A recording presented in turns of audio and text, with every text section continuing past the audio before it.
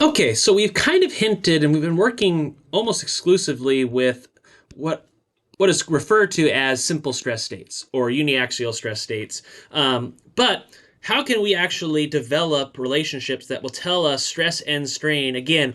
Only in these equations only hold for the elastic regime, and that's a really important kind of point that we need to point out here. Not to repeat myself or alliteration. But what happens when we have more complex stress states? How can we write out equations or resolving onto a particular plane of interest, so at some certain angle as well. So let's start to build up this formalism. So let's look at this biaxial stress state. How can we write equations that determine stress and strain for these different applied stresses? Well, one way that you can conceptualize this is by doing two steps. So let's look at this first step where we only apply stress in the 1-1. If we do that, we're going to observe a stress in the 1-1, which will just be this.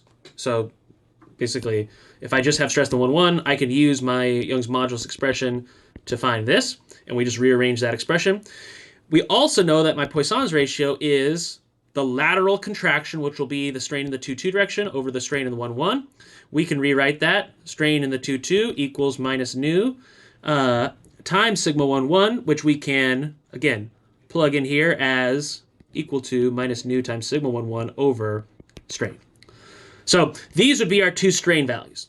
Then you can go to the next step and just imagine now we pull that, and you can write those same expressions. If you want to look at now the total expressions for the strain in the 1-1, it's just going to be simply sigma 1-1 over E minus nu times sigma 2-2 exactly here. Minus nu times sigma 2-2 over my Young's modulus. And the same thing for the strain in the 2-2 is just going to be stress in 2-2. I'm just adding those expressions above. I'm adding this and this and this and this. Minus nu times sigma 2-2 over, sigma 1-1, excuse me. Sigma 1-1 over E. Let's hold this and we won't erase this, hopefully. This is nice, but again, we don't want to memorize, and you can do it for 3 dimensions as well. But we don't want to memorize these expressions, and we'll come back to thermal expansion in a bit. Instead, we want to start and utilize an expression. This is all about anisotropic materials, where stresses are not basically Young's modulus, but we can cover that. There's other videos that we have that cover those particular topics. But we're going to eventually reach an expression that is very general, and we're going to utilize significantly. And this is our Kronecker delta, or basically, this is the expression that we're going to utilize for strain and stress. So let's go ahead and let's start to write this out. Kronecker delta, this delta here, is basically saying it's going to be 1 if I is equal to j, and when it's not, it's going to be 0. And this sigma kk means we need to iterate over sigma 1-1, 2-2, and 3-3. So all of the values where k is similar. So let's say I was to write out strain the 1-1. According to this equation, it'll be 1 over e times 1 plus nu times sigma 1-1 minus, let's go ahead and write this down, minus nu times sigma 2-2, or sigma 1-1, excuse me. So let's go ahead and do this here. Minus nu sigma 2-2. Again, from this sigma kk, I have to iterate. Minus nu sigma 3-3. And this occurs because I and j are equal. So the Kronecker delta is 1. So I can see that this nu is going to disappear because it's sigma 1-1 plus nu minus nu. So my expression will be 1 over e times sigma 1-1 minus nu times sigma 2-2 plus sigma 3-3. And I can do the same thing for sigma 2-2 equals 1 over e times sigma 1-1 minus nu, excuse me, sigma 2-2 minus nu times sigma 1-1 plus sigma 3-3. Now, this is what we would expect to obtain. So we can actually go up here. Let's go back to our expression. Hopefully it allows me to copy it still. So I can go ahead now and compare this expression with this expression here. Great, let me drag this. So,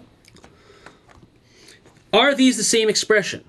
Well, in our stress tensor here, the applied stress that we observe, there's a sigma 1-1, there's a sigma 2-2, and there's nothing else. So our sigma 33 value is going to be 0. So now, are these expressions the same?